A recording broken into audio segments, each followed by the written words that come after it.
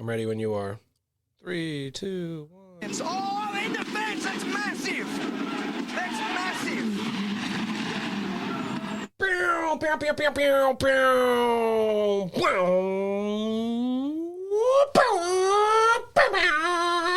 Someday we can afford real sound effects. Until then. That doesn't even sound like the type of cars that you guys race, though. No, try to do a little more throaty. No, that sounds like those crappy monster trucks you like so much. It's the In the Fence podcast, episode 8, broadcasting at beautiful Salmon Beach, Point Defiance, Tacoma, Washington, with my friend Aaron Fletz and your friendly neighborhood Eric Buckner Holmquist with you. John is out today. He didn't really give a specific reason. I just got a text message saying he's really busy and he'll check in with us later. It's like when I was in high school, as a wee lad in the early 90s. Yep. And one of the members of Guns N' Roses went MIA, and nobody knew where he was at. And they made a music video without him with a sign. Are you serious? Okay, yeah. I didn't know this. Yeah, it was legit. You can Google it and check it out. So and he never came back to the band. He had a big career in Japan, of all places. He had a lot of albums come out, but he just did his own thing. I think he just had to get a step away from the drugs and the alcohol and the booze and the partying and stuff. I mean, and we party. Oh, such a party. So much. Oh my gosh. Yeah. So you know what, John? I get it. He's trying to stay in his sobriety. He missed out though, because we didn't party or booze it up or drug it up. We didn't do anything. We had hamburgers out on the porch. Hamburgers and hot dogs, and it's a beautiful day down on the beach. I mean, yeah, he missed out. It is lovely, and we got a lot of race car stuff to get to because you guys have been busy at the shop. Little bit. We got the late model out of mothballs. We had to spend most of the day just moving stuff out from in front of the car to be able to get it out of the shop where it's at into the shop where we can work on it. And I'm sorry let me back up a little bit because you guys, Star Motorsports, In the Fence podcast, you guys got a brand new shop property a little bit outside of Tacoma. Brand used. But it's kind of been a lot of work just to get that property up to snuff right before the race season. Yeah, we've got one of the two shops more or less done. A little bit of trim work here and there, and we got a new garage door coming at some point. Okay. But yeah, it's functional. Okay. But it's only with John. You don't exactly nothing's ever done. You don't exactly have a big team. It's not like 7 or 8 guys working on this. It's literally the two of us. We could definitely use some help if somebody's interested. Yeah, if you want an unpaid internship, but you can learn a heck of a lot about race cars in a short amount of time, email Aaron. What's the email? I think it's inthepodcast@gmail.com.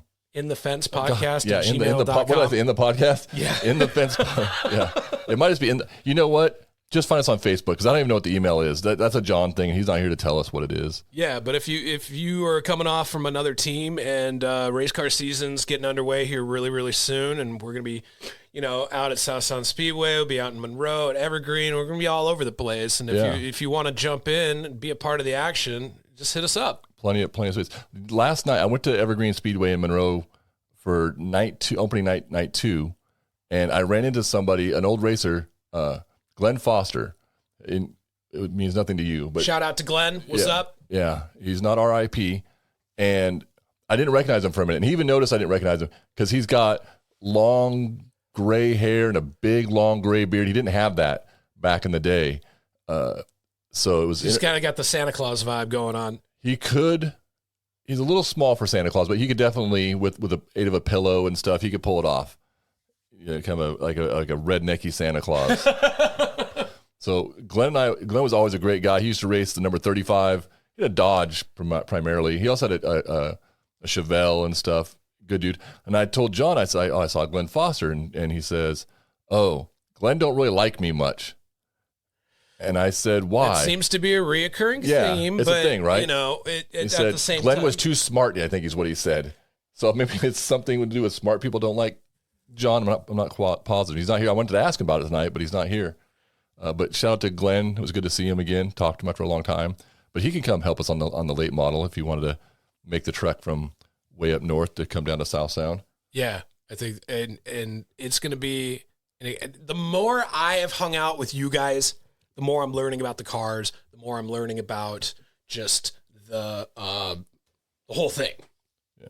Glenn had said that he doesn't go to the races very often because if he did, he'd end up buying a car. And I get that. I stayed away from the races for a long time. When I was doing radio with you, right? When I was doing the stand-up comedy, and there was like big chunks of racing I missed. I'd go maybe once every couple of years or so, and every once in a while James would let me, hey, he's like, why don't you drive this car for me? So I'd pop in, drive a car, and then pop back out again. But when I go, it's better now because I have a car and we are racing. If I go and I don't have a car, I'm in the stands watching. This is the thing that's happened. My entire life since I was a kid, my leg will just start bouncing and shaking. And I like put two hands to hold it down because my body's like, we can't just watch. Funny. We got to be part of this. And so, fortunately, the last 2 weeks, it was getting close because like, when did we get a chance to race? Mm-hmm. When did the late models start? For the USA late model series in South Sound. Well, that's this Saturday coming up. But I do want to talk about the last 2 weeks at Evergreen because we did go watch. Yep. And so you went to watch. I was supposed to go with, but I wasn't able to make it. You were. I was. But then I drank too many White Claws by myself, and I was like, I'm not leaving the house today. And I was driving, so you could have had all the White Claws you wanted. I know. I'm just saying. I'm trying to be accountable to my actions, so by sharing that with the audience, sometimes our behaviors bite us in the ass.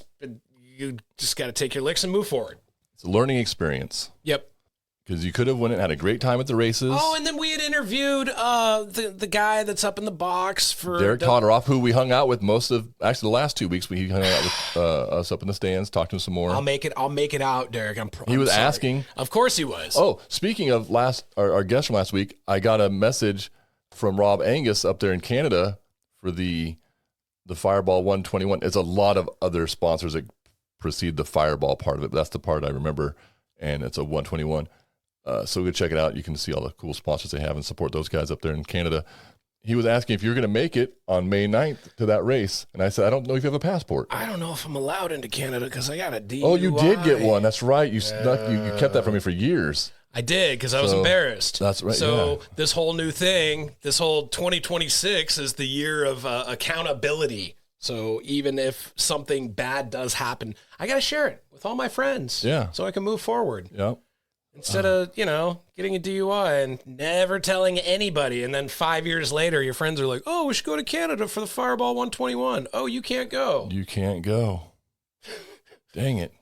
Did you want to hear the story of how the DUI happened? I mean, yeah, this is a cautionary tale. Let's hear it. It's a cautionary tale. That's what this podcast is about. We're supposed to, John's going to share some of his trials and tribulations of what got him in trouble here and there and how he's gotten out of it. And so you can do the same. All right. I found myself in downtown Seattle with a good friend of mine, Jeremy. We were filming an aggressive inline skating section for a new video they were putting out. And they were, to get... Was this for like some professional inline skating thing? Jeremy is professional at the... How do you explain it? So he has... Is he an influencer? He's like a skate influencer. Okay. So he gets free stuff from companies. And because of that, he'll put out like sections or videos and then email that to them. And then they'll use them in like ad campaigns and stuff. So, somebody brought a little bottle of tequila to spice it up a little bit. Some, what is it? Feed the ego. As you do. Camera courage. You're like, we're going to jump over this thing. And let's take a little shot first before that. And then we found ourselves at Cowgirls in downtown Seattle. Because that seemed like a good idea. Oh, the bar down by the stadiums? Exactly. Yeah. Because after a couple shots of tequila, you're making really good decisions. Sure. And so we ended up staying down there for way too long, made the way back to Covington, Washington, and me and my ego, I was like, I'm fine to drive. I haven't drank anything in over an hour. That's exactly when it hits you. Right. You got to take the shot and then get in the car and then rush home before it takes effect. You can't wait an hour and then go. I mean, it was That's science. We left Cowgirls, downtown Seattle, drove all the way back to Covington, Washington. Why do you say Washington? I don't know, just for an added effect. Everybody knows it's Washington. Okay. Even Franklin's mad at you for saying Washington. Covington.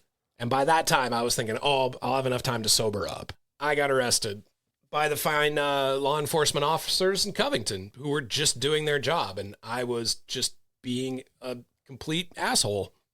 And knowing you probably didn't deal with the DUI in a timely fashion as far as getting legal representation. No, I did all that. You did all that? I did. You didn't just wait and procrastinate until it was too late to actually mount a good defense? No, I actually went and got like representation and did all my paperwork and all that. Yeah. Yeah. How you were in jail? No. You didn't go to jail at all? No. Not even afterwards? No.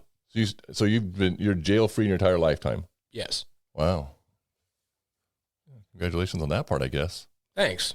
Have you ever been to jail? No, sort of once, but not really. No, it's not. Ooh. It's not a great story. I was just coming back from a comedy show. Of course, it's never a great story if you almost end up in jail. Of course not. It was here's the thing. So I had just married Amber. Okay. And so yeah, we're friends at the time. Yes. And so I don't know this story. So you hid one from me too. It was not that big of a story to hide. It didn't. There was no drinking. There was nothing fun like that. I had gone to Lewiston, Idaho for a comedy show, and I was by myself. The headliner, the feature, whoever it was already. I don't know what the deal was. I just went by myself, and so I was driving back from Lewiston through the small town of Pomeroy, and they have a speed trap set up. I'm driving my '92 SHO. Yep, I remember that. And the black one, red. It was red. It was bright red. Yeah. Oh, and I don't remember that one. I never had a black one, so I don't remember that one either. So I had a cruise control set too. So here's the thing: it was a whole thing. I wasn't much better than you as far as like handling my business in a timely manner. And I'd gotten it wasn't a ticket. It was some BS thing about child support payments. So you got pulled over in a small town, and then they ran your file. Yeah, and I'd paid. It was a whole thing that the support enforcement people messed up, and I had to fight it. I got it taken care of, but it was a nightmarish thing that went on for a while. But so yeah, I get pulled over at Pomeroy on Thanksgiving morning. Oh boy! So I'm supposed to go back have the first Thanksgiving with the new family, right, at their place. Yep. And I'm a couple hours outside of Tri-Cities where they're at. The cop says he took me to jail, to a jail, not into I didn't go in a jail cell, just went to jail. Fingerprinted me. The only time I've been fingerprinted, had me handcuffed to a little metal chair at his desk, and then said, "I'm just going to let you go. I'm going to drop you off at this convenience store that has little deli seating, and you can wait there for your friends or family to pick you up." And so Amber and I believe it was her mom, had to drive to Pomeroy to pick me up on Thanksgiving. So they had to hold up Thanksgiving while they came and got me. But you had to leave your vehicle there. No, because they brought two of them. So okay. She could kind of drive a stick. She could drive it enough to get out of Pomeroy so that I can take over and drive the rest of the way. Unbelievable. Then we got to Thanksgiving dinner, and we're all sitting around the table, and everybody's like, "It's okay." And actually, for that family, it probably was okay. It wasn't like they all hadn't been in jail before themselves, but I was embarrassed about it. And then they said something about, "Do you want to lead the prayer?" And I was like, "Oh God, could this get any worse?" And I made up something I thought was funny, and they thought it was serious, and it worked, I guess. But yeah, so that was my almost jail story. I see. I had to go back to Pomeroy court a bunch of times. I got the whole thing dismissed, and it was the whole thing. But so never been in a jail cell, never spent the night in jail, never had to change clothes or do any cavity searches or any of that terrible stuff that you hear about. You think John's been to jail? Yeah. What? What? You know John. I mean, I know John. We don't know where he is right now. He could be in jail right now. Yeah, I guess you got a point. I mean, he's much better than he used to be, but he could still at any day be in jail for something. Fair enough. The only thing I know about him is that he got into a lot of altercations at the race car track, and he was very good at being a race car driver. He's like your right-hand man for this whole race car operation, but he's never actually dove into how dark things got at their darkest. Well, I think that, and that's actually on my list of stuff for us to talk about in the future, and I want him to be here for it, obviously, but there was a time where I think he got in the most trouble. It had nothing to do with any drugs or alcohol addictions or anything. So we'll dive into that. It's so funny. It's so funny. These hobbies, these ultra dangerous hobbies that we love and enjoy because they put a little fizz back in your tum-tum. And yet it always brings out a ton of colorful characters that come with it, because I've been like a skate park rat for most of my life. That's one thing. It's like, you might know Aaron from the race car track, guys, okay? You know, Star You're the skate Motorsports park, you know Buckner from the Shreddin' Gnar. Right.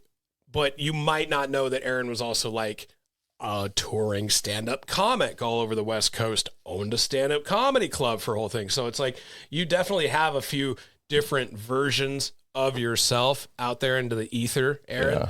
So do I. But the one connecting theme, I think, is you like things that not only challenge you mentally and physically, but you like dangerous stuff too. Well, you said it earlier today when we were having barbecue that like you were surprised that I wasn't like into aeronautics. Airplanes. There was a plane that flew over. I'm like, I can't believe you never tried to go and get like your pilot's license or something. I don't have pilot money. Right. It isn't cheap. And right? I just know that my limitations being what they are, like I can't play. I feel like I'm not good at instruments. I can't play the guitar. I've tried the bass. I can't play the drums. I feel like if you can do those things, then sure, fly. Okay. You know? Because this is a lot going on at the same time with your hands and your feet and everything. And if you mess up, you die. Yes. Like just straight 100%. up. R.I.P. Greg Biffle. So that's not something I've ever had any kind of, and I'm scared of heights too. I told you that, like, I'm not even embarrassed by that anymore. As older I get, the worse it got. And now it's kind of starting to plateau off and come back down as I'm working through that in my head. Right. But one other thing you did say to me, and to, you know, connect it back to the whole, we both like dangerous things. And you might not have thought about this before, but you said something to me, and I'm going to bring this back up. You're just like, the only two things I ever saw myself doing with my life was either being a race car driver or a football player. Both of which are, you could get pretty hurt doing either of those. I've broken bones doing both of those things, but that's not death. I mean, you can die, obviously, but You're right. But there are a lot of other human beings out there that are very happy having a desk job, working at a financial institution maybe, or something that's not, it doesn't boil any fizz. It's just very, you know, safe. Yeah. There are people that like to do safe activities. Are you talking about Jackie right now? No. I mean, she kind of is that way. She plays golf now. She plays golf, right. Yeah. She get hit in the head with a golf ball. I'm 47 years old, and I was at the skate park yesterday trying to do backflips and stuff. Like, that is how I'm built, you know?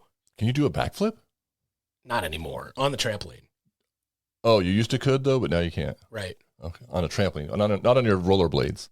Not on my rollerblades. Never on the rollerblades. No. That'd be impressive. But like cliff jumping off of boats or like trampolines. Trampolines are fine. I've jumped off. We went when we had our radio show. Mm-hmm. We went to the paintball place out in the sticks. Bonnie Lake? No. Yeah, it was in Bonnie Lake because we were taking up Big Daddy Nelson. It was farther out than it was past Bonnie Lake. Okay, well it was Casey's Crusaders. Yes, I know that. Yes. And there was a thing you could jump off into the water there. Yep. And I did it eventually, I think because there was girls there. Oh, yep. There were girls there. Had there been no girls, you wouldn't have seen me do that at all. Right. Funny the things we do for the opposite sex. Yeah. Well, Not John. So, real quick, I wanted to, I did go to week one, night one, opening night at Evergreen. There's some stuff that happened. Diesel Snyder, who I'd never heard of before because I don't really pay attention to all the people. I didn't go to Evergreen much last year. He races the Hornets and Stingers and whatnot. I believe the Stingers. And he was at the Enduro that Jessica and I raced in. Yep. And he was really good, really fast. I think he might have broke or something. I think he was leading it and then broke. And Dan Walker ended up winning it. But he had probably one of the most beautiful outside-inside moves in his Stinger car. Okay, can you explain to me what an outside-inside move is? He was trying to get into first place. It was a heat race or something. So, and I'm guessing it's like weaving through traffic. Yeah. So he's kind of swimming through traffic. So he's going, I'm going to say right and left, so to avoid confusion on the radio, because north and south is tougher for people to understand, especially if you haven't been there. So he's coming out of the right-hander, and he's inside, which means when he goes to the left-hander, it's going to be an outside. Right. Not as ideal. But the guy was kind of, I'm assuming, using his mirrors a little bit to block a little bit. And he just did one of the most seamless, tap the brake enough, drop the nose of his car down, pull to the left, because the guy was going to ride him. He was going to run him up high, right? Mm-hmm. So Diesel would have been in the second groove, but the car he was passing, I didn't bother to take a note of who it was, because it didn't matter, because whatever he did failed miserably. He was going to run Diesel up another groove so that he couldn't make that pass on the outside, and it wouldn't set him up for the next, as they came out of that left-hander to the next right-hander. Diesel wouldn't have had a run there. But he did this thing. He just, so smooth on the brake, brought the car, his front bumper just across the back, the guy's back bumper. And since he would run him up, he left a little hole. He went through it, got him there, and then after that he was gone, won the heat race. It was just one of the prettiest things I've ever seen. I just wanted to mention that. So if anybody knows Diesel, they should tell him, good job, thumbs up on that. It's like one of those nuanced things that you've been at the track for years and years, and you just catch it and you go, oh, yeah, that was good. You see stuff, usually every week you're like, that's what's up. Or like you're watching, a game of basketball on TV, and you see one of the players do like a maneuver, and then they make the shot, and you're just like, what was that? Yeah, it was kind of one of those things. And like the Stinger race itself, like the main event, was an awesome, awesome race. It was probably the best race of the night, I felt. And those are they're not the fastest cars. No, they're the Hornet cars, essentially, right? Hornets and that was the best racing. I thought, it was it had a decent car count. For the Stingers don't have as much. The Hornets have a crap ton of those things when they come out. And they had those that night as well. Some people were doing both classes, Hornets and Stingers. But the Stinger race, I thought, was the most competitive. And the Hornet race was good, too, actually. I don't want to take away from the Hornet race. All those little four-cylinder guys had it going on that night. And then Haley Constance, they ran. This was the annoying part. This is where I'm gonna complain. I think a lot of people would complain with this, too. I'm driving to the track. It was nice down south when I left here. Mm-hmm. Took a while to get up to the races. And there was a little patch of rain came through. And I was like, oh, man, that sucks. But then it went away. I get to the races, and they're having Fan Fest, which they park all these cars out on the front stretch. Mm-hmm. People can go look at them and blah, blah. And then they did the national anthem and this and that. And then they finished up a couple of heat races. That one with Diesel Snyder was one of them, because I got there. I got to see that heat race. And then they were afraid of the rain coming and the late models not being able to race. Right. That's a valid fear, I guess. Have you ever raced in the rain before? Oh, lots. Not in a late model, you don't, but yeah, lots. And well, let's talk about that after this. Yeah. Well, it's just real simple. The cars, too much horsepower, wide, slick tires. You just can't do it. But there aren't like rain tires. Because, you look and once again, I get it. No. This isn't Formula One. And I know I've mentioned Formula One a bunch of times, but it's the most racing that I have watched. And I am trying to now watch more of the racing that Aaron and John do on my own time. But they don't have like rain tires. We don't. No, our legend cars have rain tires that most people don't use, but we have. If anybody needs them, we have 2 brand new sets of rain tires. Yep, hit them up on Facebook. Yeah, and it comes with 2 legend cars and a bunch of other stuff. Are you trying to sell your legend cars? All the legend stuff's got to go. Make a deal. Why don't you just do 2 series? It's expensive. It's time consuming. It's a lot of work. I don't fit in the legend car. Now that I'm a couple years older, it was bad enough when I was in my late 40s. Doing it in my early 50s is not. It's not the business. And would I fit in a Legends car? Oh yeah, for sure. You're a little guy. Yeah, you fit no problem. We'll move the seat forward for you. I just don't. I don't fit. Even when it's completely maxed out. You wouldn't. No, you. For you. Yeah, no, you couldn't drive it. No, when it's like completely maxed out for your legs. Oh, How tall are you again? You're like 6'5"? 6'5", yeah. Okay, 6'5". They couldn't like weld special brackets to move the seat back another inch or something? No, because we actually have a big boy kit in the car. So all the new cars are big boys now, but the day you'd lean the bars on the seat back 4 inches, and that way you can lean your seat back. And we've got all that. It's all the way back. Like we put it together one time. We didn't have the seat at all, and I was like, if we could just belt me to the chassis, that would be the best thing. Just not have the seat at all. Just put some foam in here and call it a day. Are you a big boy? Yes, I'm talking to you over 6 feet Yes. to 6'5", and you love Legends cars. Boy, do we have a deal for you. Yeah, the car's ready to go. I did text John on Friday, this like a couple days ago Friday, saying, hey, Legend opening night tomorrow. We should probably get the car out and get it ready for tomorrow. And he laughed and said, no. And I said, yeah, you're right. We got plenty of time. Let's do it tomorrow.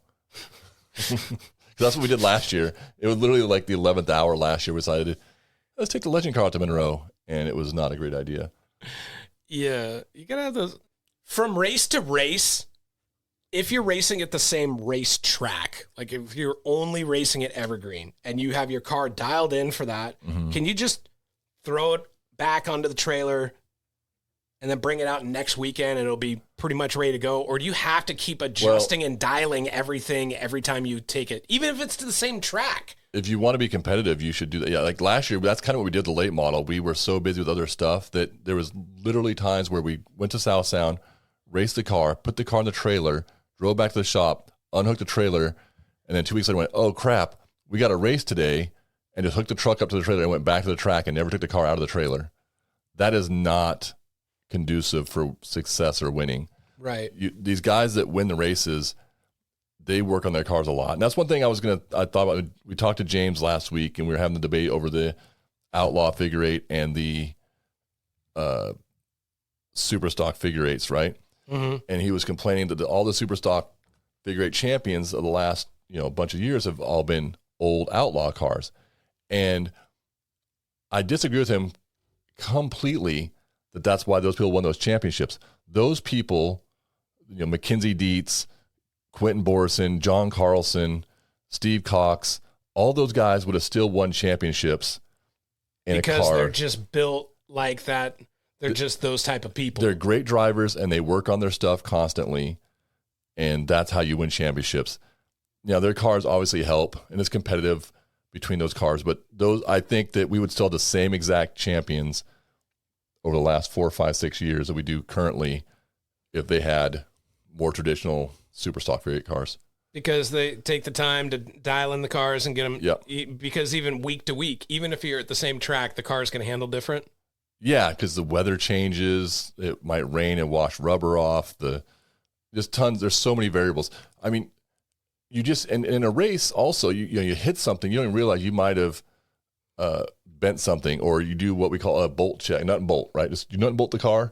You just go around constantly. You should do it every week, every few off weeks at least, and make sure all your nuts and bolts are tight, because race cars they're not street cars. There's a lot of abuse they take, and you've got to check to make sure that stuff is staying tight. A ball joint will wear out if you're not paying attention. Bearings that seize up. There's just so many things that you need to check. And so if you work on that car every week, you can stay on top of it. And even then, you never know when a racing gremlin's going to come and get you. The racing gremlins, I love that. Especially if you're racing a gremlin, then you're screwed. Hey! You're not winning anything in a gremlin. Heyo! So anyway, going way back, we story hopped there, sidebarred. The track, because it was going to rain, decided to put the Cascade push truck, heroes of the racing world, on the track to get the track dry. Nice. They were going to run the late models first. Yep. Which in theory, I guess. But it just wasn't necessary. It didn't rain the rest of the night, for one. But two, and this is where I wanted to talk to the push truck guys. The ones that I know the best weren't there that first night out. I was watching them drive around to dry the track off. They had tow trucks and push trucks and everything out there. It was great, a good idea. That's why you got to do it. None of the trucks were driving in the racing groove. Oh, it's good. It's dry way over there where nobody's going to be racing. That's great. How about you get up towards the wall coming out of turn 4, going to turn 1 where you need to be, and down in the apex of 1 and 2. How about we do that? Can we practice, getting those guys, getting that part of the track dry? Anyway, they did that for at least 30 minutes. And then they brought the late models out to run the race. But the frustrating thing was they could have just ran the street stocks, because the street stocks do race in the rain, Bill Buckner. So, and it wasn't that wet. So they could have easily, even if they wanted to dry it off a little bit for the street stocks, heavy cars, more horsepower, big, wide, tires, put a lot of heat in the track. They could have dried the track. And they would have driven in the groove, and they could have got a race in and dried the track at the same time. and it wouldn't have taken 30 minutes to run that race. So you would be a really good racetrack director. Yeah, which I think they're alternating race directors. I think this last week was Chad Fitzpatrick, I heard. The week before that, he smokes a lot. I wish he wouldn't smoke so many cigarettes for his own health. Troy Draper used to be our flag man back in the day. I heard he was the race director for the first week. Troy listens to the show. He's not going to like that. I doubt he does, but he's not going to like that. Him and Amy, they're longtime supporters and employees at a racetrack, and they're great people. So I approve of Troy being a race director. I don't have a problem with it. Somebody's got to do it, and he at least has experience. John and I talked about it. Super thankless job. Oh, for sure. And John said that he wished that whoever the race director was at least a former racer. So with Chad Fitzpatrick doing it last week, he's a current racer. So, and I think for the most part, everything was pretty smooth this last weekend. So congrats, Chad, if you were the guy in charge. So we are counting the days down to your very first race of 2026. Yeah, we're 5 days away. When are you going to go and nut and bolt the car? So we got the car out yesterday. I took the hood pin bar off of it because it was bent and broken from the last race at South Sound. And as far as I got. Oh, okay. Yeah. All right. We also noticed that the throttle's sticking for some reason. That's not ideal. So we got to figure that out. I got a list on my phone. It's not a super long list, fortunately, but nut and bolt is definitely on the list to do. I got a BDQ for you. We got to replace the control arm. I got a BDQ for you in case you are tuning in for the very first time. A BDQ is a Buckner dumb question. Ding, ding, ding, ding, ding, ding. Because I'm still learning about all these race cars. Can you go an entire season? Well, I'm asking you for your racing program. And maybe you don't want to share this. Maybe this is some top secret information. We don't have any top secret anything. Can you go a whole season on an engine? Oh, yeah, for sure. Okay. Yes. Because I know that there's a lot of racing series, like drag racing. Like they rebuild in between rounds. You literally have to take the engine out of the dragster, take it all apart, and put it all back together between races. We run a 604 crate motor. It's not what we would choose to run because if we could get like a Ford crate motor, that would be more ideal, but that's what the car came with, and we don't have the money to change it right now. But it's the thing about when they came about, the reason that they're popular and they've been successful is that they wanted to have an engine, and they're sealed. They have like these little caps on them that you're not supposed to take off. If you do, the motor's not sealed. If you can race, you have to add weight to the car, or some classes you maybe can't race it at all. But so we have a sealed 604 crate, so straight from General Motors. Okay. Now they can get resealed from certain engine builders that are certified, but like at South Sound, you still have to add 50 pounds for those motors. Ours is a GM sealed motor. They'll last several seasons, hopefully. The thing you can do to them, besides change the oil all the time, is you can valve springs. Okay. Because that's where you'll get your failures at typically, is in the valve train. Yeah, you can. So that's what helps make it more economical for late models. And even the street stocks, I think they run 602s, maybe it's 604s, but a lot of the Fiat guys now run 604s. It's just a more economical way to have a motor that lasts. We have a rev limiter on them. So South Sound, all the races will have their own RPM max that they set for you. Okay. And so South Sound, I think it's 6,300 or something. Don't quote me on that. And you can just go into your race car and just plop that in as like on the computer? No computer. It's inside the ignition box. It's a little chip. It kind of looks like it's a little tiny. It's even smaller than a micro like an SD card. Kind of like that in theory, but it was smaller. It's a little tiny, like a little mini fuse kind of thing. And it has the RPM limit on it. And so you'll hear the cars on the chip, right? You've heard that expression, on the chip? Yeah. So with the late models, especially, you hear it, street stocks and stuff too. It's almost like they're banging off the rev they want to go faster, but they can't. Well, this is why I wish John was here, because he was around racing these cars when these crate motors first came out. He was at his prime. He would get it where you drive through the chip. So it kind of in some ways would make you faster, because if you get your gears right and the handling's right and everything's going good and you hit the chip and you you hear the cars go pop, pop, pop, pop, pop, pop, pop, and you can count those in your head as you're going, or roughly, right, how many, and you can set yourself up for like, okay, now I've hit 4 of these. If I'm doing my job right, now I can, brake, lift, whatever, enter the corner, at that point, but it's not, the car's not pulling anymore, right? Right. So it's more drivable in that regard, but it's mostly there. It's not for that. It's just there to help, so you're not over revving your engine and blowing it up. I got you. Because blowing up means that you're not showing up to race. Your crew guys aren't showing up. Your friends and family aren't going to watch.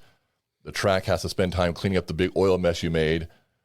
You know, all the track dry and brooms and everything else. Or you're just bawling you got another engine back in the shop and you go, I don't care, I got another 6 of these waiting for me, dog. Some people maybe, but I'm saying like the track now has to take time out of the show. It's just, and they might not have somebody being there the next time. So it's just better to keep everybody on a level playing field as well, because you have the one guy who can go out and build the big dog bad motor where everybody else can't necessarily. So the 604 is kind of levels the playing field.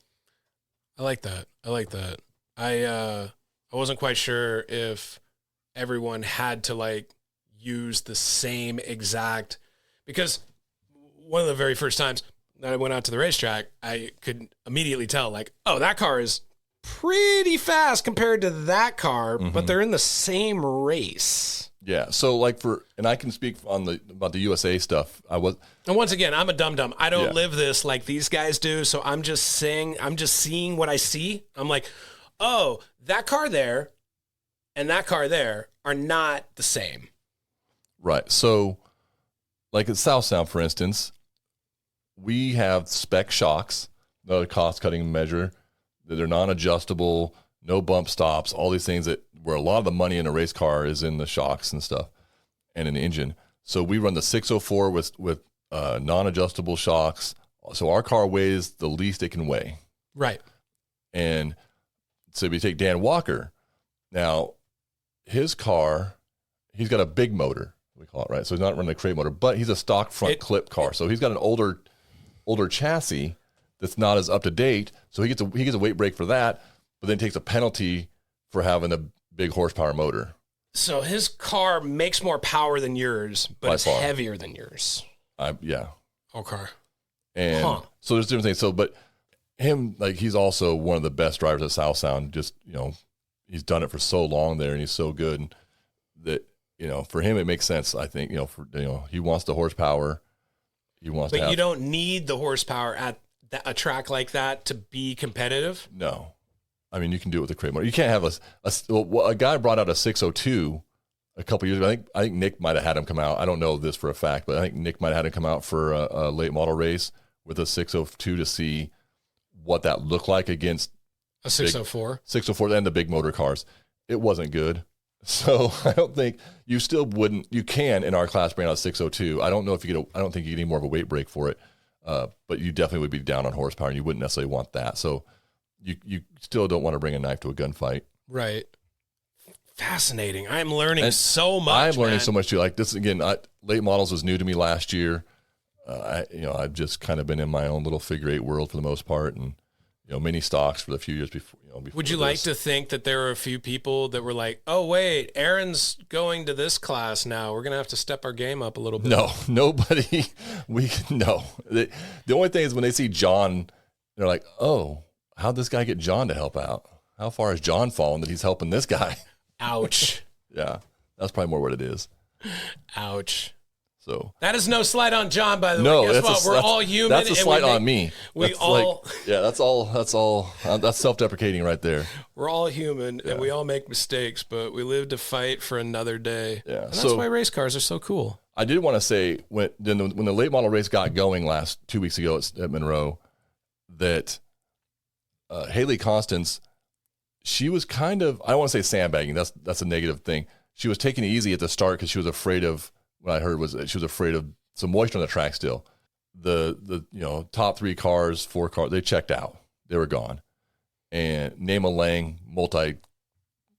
championship winning driver. Chad Fitzpatrick, multi-winning driver. Chase Gardner, no idea who he is, driver. But he's got a Van Doren like I do, so I'm Chase Gardner fan. What's a Van Doren? It's the chassis manufacturer. Oh, of course. What was I thinking? Yeah. His car looks good. That's a Van Doren XP 225, right? Mine's Van Doren 007. Ooh. This means it's a 7-1 built. It's old. It's really old. So Haley finally starts going, Chad Gardner and Nema and Chad Fitzpatrick. Did I say Chad Gardner? Yeah. That's not his name. Chase Gardner. Chase Gardner.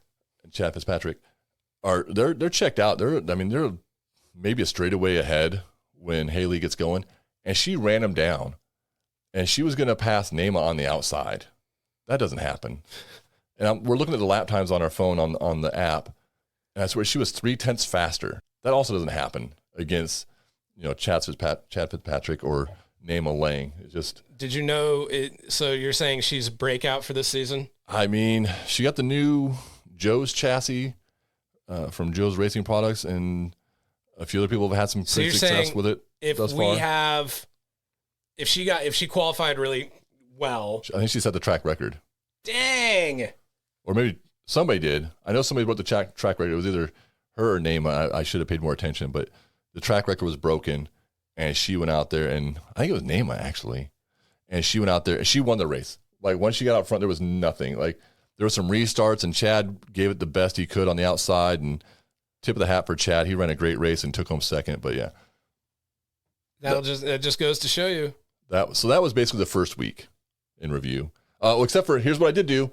This is on brand for us. When I first got there, I didn't eat on purpose. I was hungry. So I went down. So I'm going to get me one of these hamburgers. Nice. All right. Our taste test review of Evergreen Speedway. And I paid for it. I didn't ask for nothing free. The In the Fence podcast. We got to come up with a name for this segment. We do talk about food a lot. Well, I mean, it is a commonality amongst all human beings. That's true. That we do eat. Yes. And it's one thing I said during my radio career through and through. It's like, you talk about food a lot. I'm like, well, it's the one thing we all have in common. Yep. So I went, I was like, I got to get a hamburger. I got to get a cheeseburger, right? Right. Yep. So I go down, I stand in line, and I order. I'm like, I'd like they don't have a lot of options. Again, I don't want to just be all up, South Sound's butt on their food. But hey guys, do you know who I am? I'm a race car influencer. I have a podcast. At South Sound, you've got several burger options. At Monroe, you had cheeseburger and hamburger. Right. That was it. So I said, I'd like a cheeseburger, no onion, please. Oh, we can't do that. You can pick the onions off, though. They really said that to you? Yeah, so they don't do any kind of special orders. It's like Dick's. So, okay. So I'm like, whatever. And the nice thing was, whoever did the prepping, it was just a big end chunk of onion, and it just fell right off into the garbage can. Have you ever worked at a restaurant before? Yeah, ever worked in a kitchen? McDonald's, Taco Time, Godfather's. All you got to do is say no onions.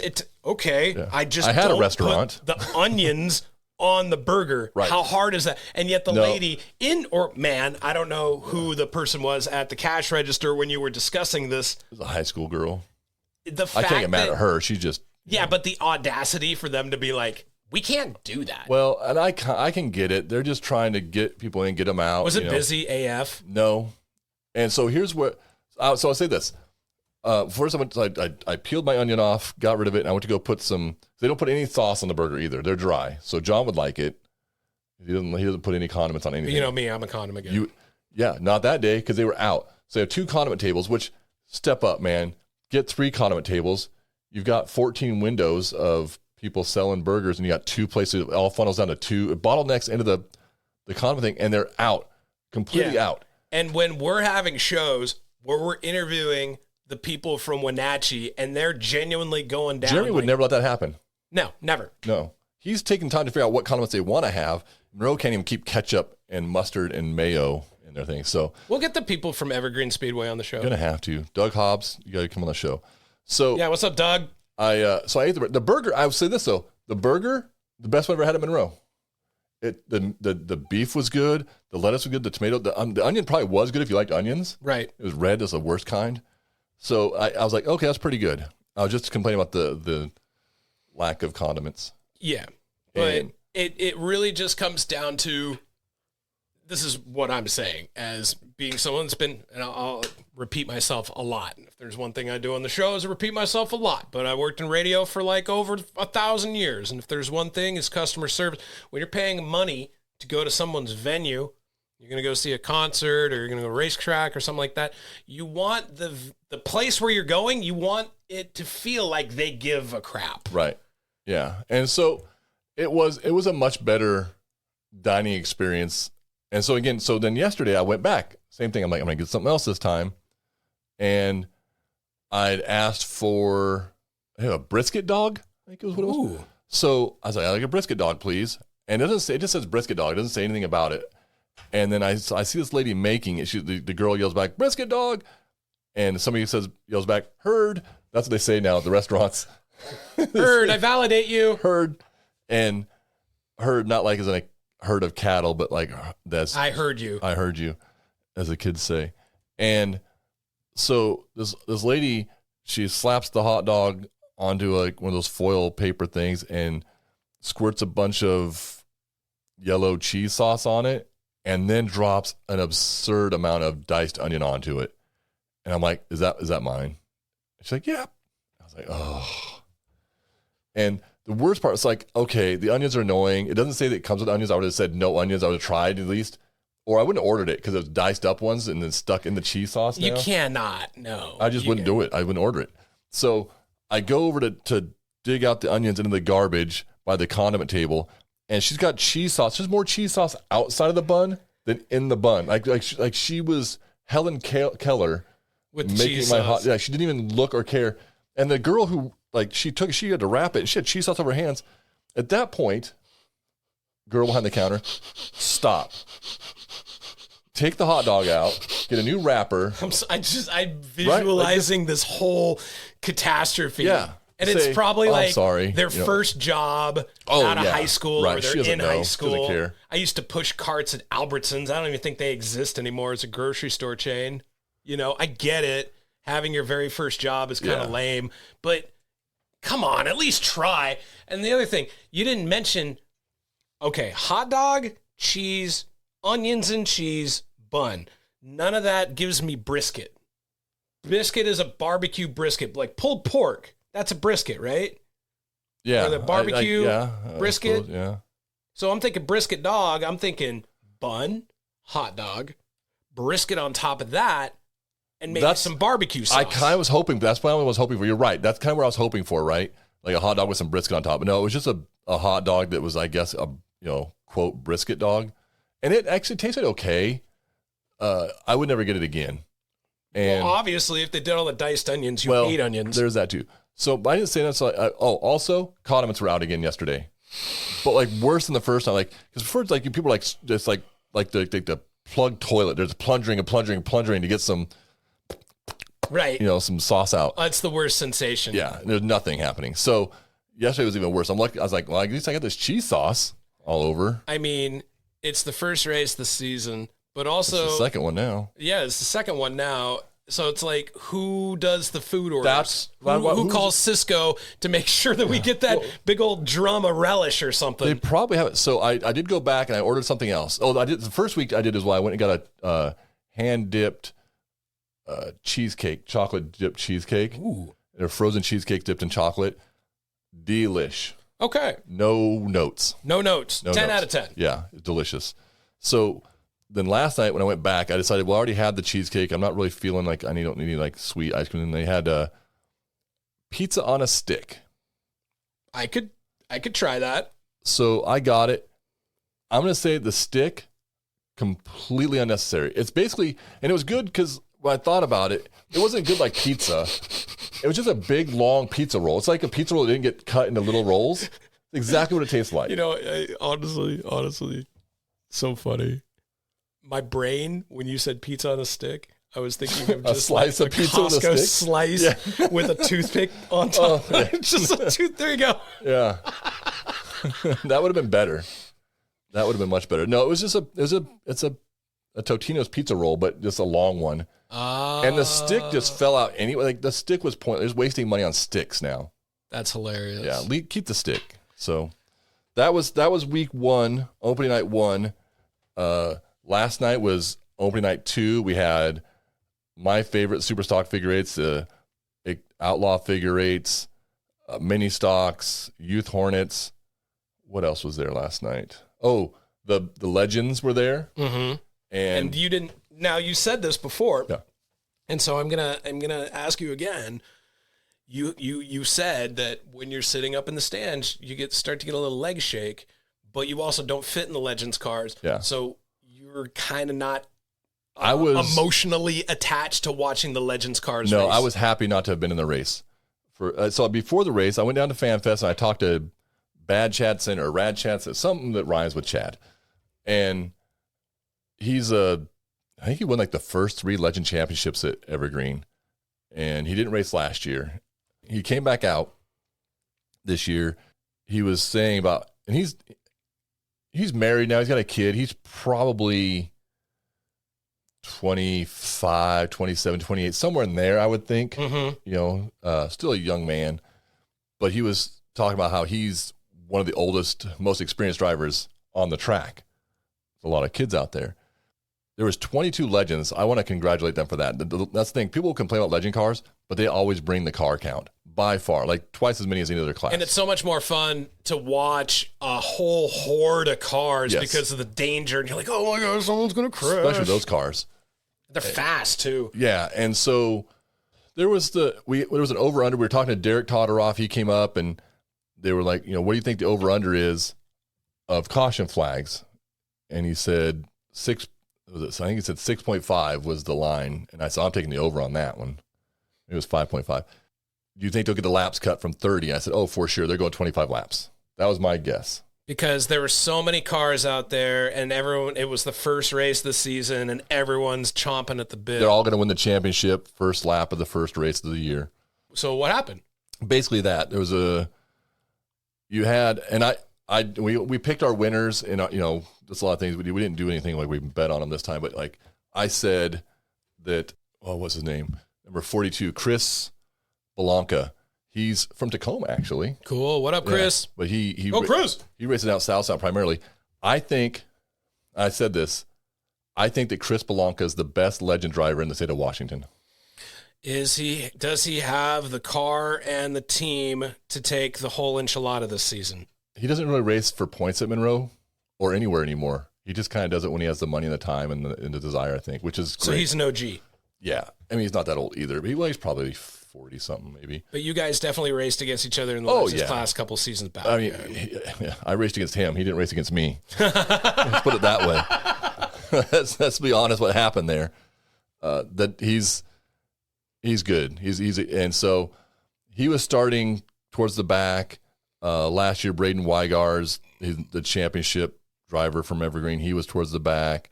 Brandon Reel. There's so many, like a lot of good, you know, young drivers out there, but they're young. And Chris Belanca got caught up in one accident. Wasn't he just the guy spun in front of him? He just couldn't, you know, go anywhere. So he just kind of like stopped next to him. So he got put to the back again.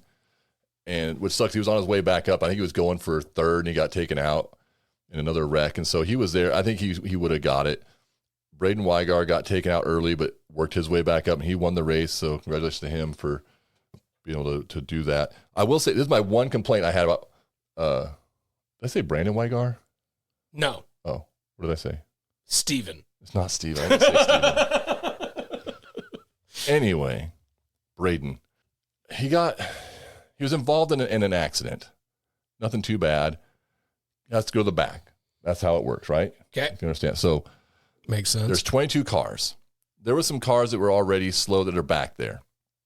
You know, field fillers, back markers, new people, whatever it is.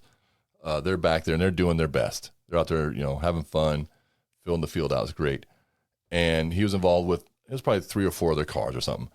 So they're coming down to the one to go. They get everybody lined up single file. Okay, everybody's in the right position. You know, the number 14, you're here. 22, you're there. 17, W, you're there, right? So it's all, and then they tell them to double up, double file. So then first place on the left, second place outside, third, fourth, you know, so on. Braden, yeah, and all the other cars, they have to be at the very back. And they're supposed to be at the back of the longest line. Okay. Also a great movie. The Longest Line? Yeah. Is that a cocaine movie? What are you talking about? You mean The Longest Yard? That's The Longest Yard. Yeah. Jeez. They're doing the double up, and he cut in front of a car that was clearly not involved in the accident. That He just did the track, and they don't. And honestly, the track doesn't care. When you get back to like 18th, 19th place, they're like, we don't even care. But I was just irritated. So he was supposed to be 17th, but instead he was no, like he 15th. He should have been like 20th, 19th or 20th, and he went up to only 18th, 17th, something like that. He cut a few cars. But I get why he would want to do it. He's trying to get back, but he's also clearly was the fastest car out there. You know, made it through, and he won the race. So congratulations, but like, just be best. Do better. Yeah, that's all. That's just a pet peeve of mine. Okay. Yeah. Super Stock Figure Eights saw a couple guest drivers for the Vincent Racing Team family. They were on vacation or something, and so they brought in Dawson Cox. That's a real name, by the way. I know you were going to say Dawson Cox. Not Dawson. Dawson Cox. Yeah. You know what? If this whole racing career doesn't work out for him, I think he'd have a place in country music. I can see him doing that. He's got the beard for it and the hair for it. Howdy, y'all. It's me, Dawson Cox. My brand new song, Whiskey Time. He's quiet. That wouldn't be him. He would be more of a subdued country singer. Howdy, y'all. It's me, Dawson Cox. There you go. Brand new song, Whiskey Time. A little higher voice. Not comically higher. He's not like that. Hey, everyone. Nope, that's not it. Shoot. No. All right. Hey, Anyway. Dawson, if you're out there, hats off to you, bud. Wait, before we get into this last week, we go back to the first week. The Pro 4 trucks also ran on opening night. What's a Pro 4 truck? It's like a mini stock, but with a truck body. Oh. More or less. That'd be cool. It's like a NASCAR truck. Kind of like a NASCAR truck with a 4-cylinder. Yeah. Way smaller. So A Nissan hard body NASCAR truck? Because you know how much I love a hard body. yeah, no, there's no hard bodies. You were giving me a hard time for the pusher trucks because I said Nissan hard body would be a good pusher truck, but instead, Yeah. what I really meant to say was a Nissan hard body would be a really good NASCAR truck. You would know if you listen to any of our previous 7 podcasts that I edit out all of your remarks about the Nissan hardbody out of that podcast. Nobody knows what you're talking about right now. You son of a! I deleted can't all believe of you it. Edited that. All of it. The whole thing. I hate you so much. There was so much that was listeners a good diatribe about stupid Nissan hard. No, it wasn't a Nissan. It was a Nissan Frontier. I think you were going crazy about. A hard body make more sense, but you're talking like a Frontier. How great of a push truck that'd be. I'm like, nope. I was just doing that to make you guys angry. Cut it out. The whole thing. Edit it. Chopped on the floor. That sucks. Nobody heard it, and I deleted all the. I remember going home archival that footage. night and going, "Oh man, I sure was funny when I was talking about Nissan Frontiers." Yeah, nobody will Boy, know. I can't wait to listen to that on the show. Well, listen to this show sometime, and you'd know. I'm never on the show. He just edits me out. It's Completely just you out. talking the whole time. Yeah. So, getting back to the actual racing, we're an hour into this already. I don't like to usually say numbers because if I edit something out, it doesn't make sense. So, like I said, we're an hour into this, and they're looking at their clock on It's their. only a half an hour Yeah, show. 'cause I had to cut out a half hour of your BS. And in that race, so I get there, I get to the races, I miss some of the heat races. The Nissan hard bodies. My daughter Jessica's there with her husband Jake, and she's telling me about some drama that already happened in the Pro 4 truck class with the Green Boys. 2 seconds, and then we'll jump back in. We need to get her on the show because she's very knowledgeable. She loves, yeah, she's much better at remembering people's names and stats and things that happen in the race than I am. So the Green brothers, they have the 6, 7, 8 truck. They're ugliest trucks. It's annoying because their trucks are fast enough. You know, now like they're pretty competitive. The bodies on them are awful, and the paint jobs are the worst. The numbers on the like, come on, have some Dignity. Yeah, it's not like some pride in what you're driving. It doesn't have to be perfect, but dang, those trucks is ugly. Anyway, you guys need to do better too. So, like, what are they, like a Chevy S10 body on a... I honestly think that there might be like one of those Toyota Hiluxes or something. Okay. Like a Toyota Taliban, that sort of truck. I'm not sure. It's hard to even tell what they are. They might have been Datsuns for that Green matter. Brothers. I think the last names are Green. I don't know them. I don't know anything about them other than they have the ugliest trucks. We'll have to in the get history them of on the trucks. show as well so No. they can defend their trucks. No. There's no defense. I'm not going to justify. I'm not going to give them the platform to even paint your trucks. That's aggressive. Get some numbers. Like that makes me angry. So angry how ugly their trucks are. So they went out. There was some hullabaloo. Apparently, that one of them felt that McKenna Cox. That's why it made me think of it. the sister Okay. of Dawson Cox, Of Dawson Cox. the daughter Howdy, of y'all. It's Steve me, Cox. Dawson Cox. Yeah, they're gonna have like brother sister country duet. The Coxes, their first album, Bag of Dicks, went straight to number 1. That's right. A double and some tartar on the side. Yeah, the Coxwell Racing clan. So I guess what they said was, and I wasn't there, so I don't know. This is all hearsay, and so don't come at me with this. That she had ran one of the green trucks into the grass in, I don't know, 1, 2, 3, or 4, somewhere in the corners. Don't know, don't care. And then so they were retaliating in that same heat race, and they tried to crash her, but they messed up, and she spun maybe one way or whatever, and then the two brothers ran into each other like, some sort of weird hillbilly hate crime, like ugly truck on ugly truck crime, and wrecked them up pretty good. So then they're in the pits, and I'm in the stands. I didn't go in the pits, so I don't know about any of this until days later. Were they in the pits or were they down in the dumps? And I'm not supposed to laugh when you say stuff like that. They're in the pits telling everybody to listen that they're going to take McKenna Cox out in the main. They're going to destroy her and all this other stuff, right? Only place you're going to find some type of the only time you're going to hear a statement like that is at the racetrack. Probably, yeah. Because... Or if you're Tanya Harding, because it's that kind of a situation, or Cobra Kai, sweep the leg sort of situation. We're going to take them out. Yeah. So main event comes around. They're towards the front, and they got Honda motors now, so they're faster than they used to be. Still ugly as sin. And McKenna's got a beautiful truck. It's fast. She's a good driver. It's usually her or the 49 truck that win all those races. Usually the 49 truck, but she's down to those two typically.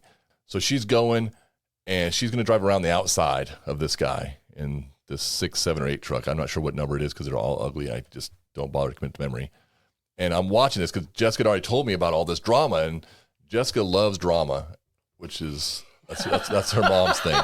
It's way more of her mom's thing. So that's so funny. So I'm watching for it. I'm like, well, she said there's a lot of drama. Must be some drama. And they're rolling through 3 and 4. And McKenna's giving him lots of room, and she's going to roll around the outside of this dude fairly easily, I think. We're halfway up the grandstands, just under the roof. New roof, by the way. Everybody talks about the roof. Who cares? The county paid for a roof. It's been 50 years. They needed a roof. It didn't leak, though. I guess maybe it didn't need a roof. Anyway, new roof's done. I'm up there in the stands, and I can literally see the guy's hands turn right. And you can see his tires turn right. But there's only left-hand turns at Evergreen Speedway. Well, unless you're this guy, he turned right into McKenna, spun her across the nose into the tire barriers exiting turn 4. He went through I've never seen a car go literally all the way through those tire barriers. They're just a bunch of street tires that have been bolted together, drilled and bolted together to create some sort of softer barrier than the wall that you'd hit if they weren't there. Right. Because he was telling people he was going to put her in the fence. So we're going to have to give him a cease and desist for using the term in the fence. That's our thing. We've co-opted it. Do you have any contact info for these drivers so we could get their side of the story? I could. I mean, I could reach out to McKenna. That'd be easy. We already know how you feel about the trucks, that you don't like them. I do want to have them on the show so I can tell them, get it together, man. So as it turns out, McKenna actually makes it back. So here's what I'm saying. This is why it reminded me. She goes in the pits. They tow her truck in. And a little bit later, the race is starting to go again. It took a while to clean up. And you see her truck coming out of the pits, no nose on it. Like, oh, man, she come back out. It wasn't her in the truck. It was Dawson. He was spotting for her. He was sitting up behind us in the spotter stand, ran down this dude, he's young enough he could do this, runs down the grandstands, runs down the front stretch, goes in the pits. And, throws his fire suit on. Well, if he was going to throw some hands first, but yeah, they get back, they rip the nose of the truck, throws his fire suit on, I guess, and gets in the truck. And then the official at the pit entrance stopped him. So he turned around, went back to the pits. Then McKenna got in the truck, and they let her go out, and she went out. Why wouldn't they let him? Because they knew. Well, he wasn't the driver of the truck. Oh, and he was going out there to wreck some trucks, like they knew. I mean, I'm glad that they did that because we didn't need him. It would have been entertaining. It would have been entertaining, but it would just ruin him for the whole season. So I'm glad that cooler heads prevailed in that regard. She went out, ran a few laps, and was still fast, and didn't cause any havoc. So good for her. She's a good up and coming driver, and Shout out to the Cox family. Yeah, I mean, it's in their blood. Those fourth, 1, 2, 3 generations now of drivers in the Cox family, and so that's what we were talking about before. So the Green brothers, the one of them that did it, he'd claimed that his steering broke. Yep. Because of course it did. Yep. Yeah.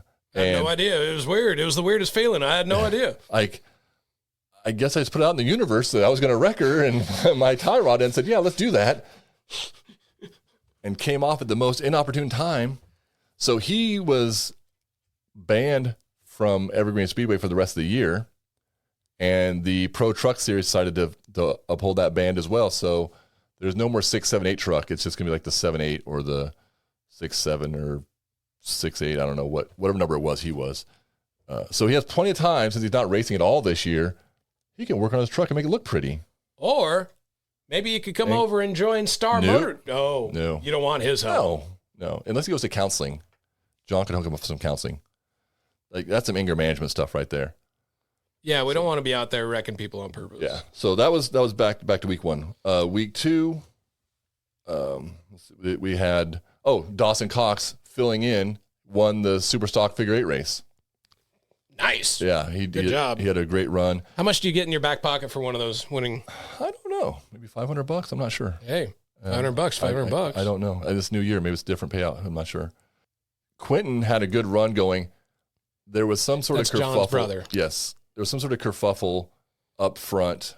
I think Quentin got into him a little bit and did some damage to the suspension. The car just didn't have the drive going left that it did before. It just wasn't. You could clearly see that he had nothing for Dawson. And Mackenzie almost got Quentin, but she had a strong on his bumper 3rd place finish. And the problem with those two is they are both the nicest people at the track and on the track. So she wasn't going to dump him. He wouldn't have done anything to mess up her night. And so they finished 1-2. Great finish start the season for both of them points wise. So they're racing those cars and the trucks? McKenna Cox races trucks. Oh. Dawson races late models, but he'll fill in and race. He's a whore. He'll race whatever you put under him. And he's really good. So then they had the Outlaw Figure 8s. And congratulations to the guy who won. You didn't write that part down. I didn't. All and Dakota Wilkinson. He won. It was kind of a boring race. There was 11 of them. Start of the season, a few cars absent for that race. The best part was Ricky Dietz dumped. What's her name? God, why am I blanking on her name? Wilkinson. Haley Wilkinson. Braley. Sure, we'll go with whatever. It sounds like that. It's the banana game thing. Right. Banana, Hannah, yeah, Manna. Banana, Fana, Phone, Fana. Yeah, Me, my, mo. Wilkinson. Yeah. Wilkinson. So Ricky dumped her. I didn't even know they were going out. Not anymore. Ew, gross. No, ew. You made a lot of listeners who know Ricky Dietz and Haley Wilkinson just throw up in their mouths. Because you can edit that out. It's gross, just the thought of Ricky dating anybody, but especially her. Anyways. Haley's Aunt Jess was right behind this when it happened. Okay. And she wasn't going to have any of it. So she ran Ricky, like she almost put him in the wall. Like he's full 2 feet on the brake pedals just trying to stop her. And she's like all gas, no brakes. And she did lift. She was nice enough. She let him off the hook because she could have put him right into the wall. That was probably the most entertaining part of the race, I think, for me, was seeing her do that. I do have to say it is awesome to see the representation of female drivers and athletes out there at the racetrack, because it's been such a male-dominated sport forever. Yeah. Since the beginning. We've got a lot of great female drivers out at Evergreen. Yeah, and it's cool, and it doesn't sound like anybody's throwing any punches like, oh, I can't drive, I'm going to give her the benefit because everyone's out to crush each other, it sounds like. Yeah, and they're winning races and being competitive. So, yeah, there's no – and Jess will throw a punch, like, straight up. So, John calls her that guy. So, she hit me a couple years ago. Like, I went out – I just bought a car from her brother, Doug, the car I have now, my figure 8 car I have. And we bought it that afternoon. And Doug says, ready to go, more or less. It was not. They didn't do a nut and bolt on that thing for sure. Okay. Because there was a bolt missing out of the caliper. Oh. So I'm going through the intersection. Pretty crucial. I had to hit the brakes hard. I hit the brakes. The caliper rotates up, snaps off the bracket for the rear end. I had no brakes. And the caliper's like laying on the track, and I keep going. And I go in, and I run into the back of Jess Wilkinson. And she's mad because I hit her pretty good. Later, my daughter Jessica is telling her, oh, he didn't have any brakes. And she wouldn't believe anybody. She's like, no, he just ran into me. And they had to show her the video. We can see the brake caliper shooting out from back of the car. But it didn't stop her from getting back. Like, so, I mean, the next week, she got me good. And I wasn't even mad. I was like, yeah, that's fair. I'm okay with that. You know. Rubbin's racing. Yeah. Let's see. Chris Belanca, we talked about him and the Wygar. Do you know how many cars are going to be out for your first race? Now it's going to be at Monroe on Saturday. South Sound. South Sound on Saturday. Saturday the 11th. Do you have any idea how many cars are going to be out for your heat? I don't. You don't call it heat. I mean, there's heat races. We don't have, not in late models have heat races, but just for the race. I think last year we averaged about 11 for the USA late model class. Okay. So I hope we're in that range. There's also the Apple Cup's happening this week over in Tri-Cities. So we might lose one or two for that, perhaps. I got invited to go to the Yellow Wolf concert. What is that? Next Saturday. Is that the lead singer, Dawson Cox? No, he's a rapper. Oh, my friend was like, "Hey, I got tickets to this rap show somewhere." So it's Yellow Wolf. Yellow Wolf. Okay, that makes sense. Okay, yeah, you pronounced it yellow when that sounded like country star. Sorry. Yeah. But I'm excited to see how it goes down for you guys. And I know John's excited for Saturday too. And I know you're thinking the car is going to be nut and bolt ready. Really going to be just bringing your A game this year. What are your what do you want to achieve? It depends if John is not incarcerated right now or wherever he's at. I mean, if he's out twinking it up or he's in jail or whatever his deal is, if he doesn't come around, I could get the car ready. I mean, good luck on the setup. I'm just going to drive it what it is, I guess. I could try to help. I won't. Yeah. I'm not really that good with a wrench or anything. I can stand around and keep you entertained, but yeah, I mean, check the tire pressure. I could be out there. I don't know tire pressure to set. That's a John thing too. So I just get in the car and drive it for the most part and do what he tells me to do. Well, I wouldn't say I do what he tells me to do. I do what he yells at me to do.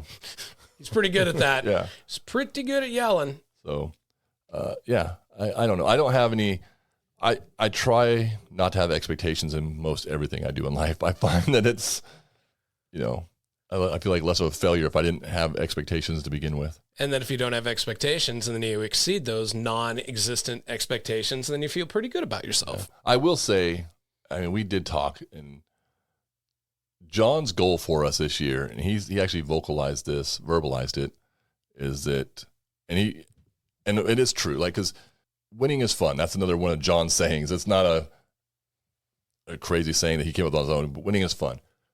I've said, like, I want to go run this race at this track or this race at that track. And he's like, let's just win a championship at South Sound first, and then let's talk. That's a lofty goal. We came a little short last year. But you were in the running. You were top 5. We were third, yeah. We were one bad qualifying away from, or non-qualifying away from being second in the points last year. But Dan Walker was way too strong and consistent all year long. It was never in doubt that he was going to be the champion last year. But so this year, that's kind of where our goals are set. And it's a new year. Everybody's optimistic before the first race. So it could, we could go out and have a flat tire, nobody's fault on the first lap of the first race, and that's that for the season kind of a thing, because there's not a lot of races, so you don't get a lot of mulligans, if any. Or maybe Dan Walker just doesn't even show up this season at all. Well, Dan might be at the Apple Cup, so that's one thing. That'll open the door for some of us, perhaps. But I could see Dan Walker missing the first race and still winning the championship. He's that dominant. So I'm going to put out in the universe that Dan Walker just out of nowhere, sometime in the middle of February, he's like, I'm just sick of racing. I'm not going to race anymore. No, I've talked to him. You're not going to have to worry about it. That's not the case. He's definitely not. He did a lot of work on his car. Like, that's the thing. He won the championship. He was telling me all the different things he did to his car with a winner. And I'm like, oh, this is awkward. My car's just under a car cover with like literally boxes stacked all over the top of the car. Yeah. His car was on a 2-post lift, and I was looking at it. He's like, yeah, I did this, this, and this, and that. And I'm like, oh, man, we're in trouble. Oh, buddy. Yeah. So. All right. I think that pretty much puts a wrap on this bad boy. Yep. We did the one thing that we always do every episode from 1 to 8. We went this direction, then we shot back this direction and talked about that thing. I had 4 topics we didn't even get to. And then we went over and we talked about Dawson Cox and his emerging country music career. That may or may not happen. Big belt buckle guy, I think. And then, we heard about the green trucks, and those guys are terrible. Ugh. God, trucks are my nightmares. No more trucks. All right. Terrible. In the Fence Podcast, episode 8. Like, review, subscribe. You might not even hear any of this because Aaron just might delete it out at the last minute, like my Nissan hardbody story. I mean, maybe John shows up and we just re-record it, and none of this ever happened. Like a fever dream, a Leo DiCaprio movie.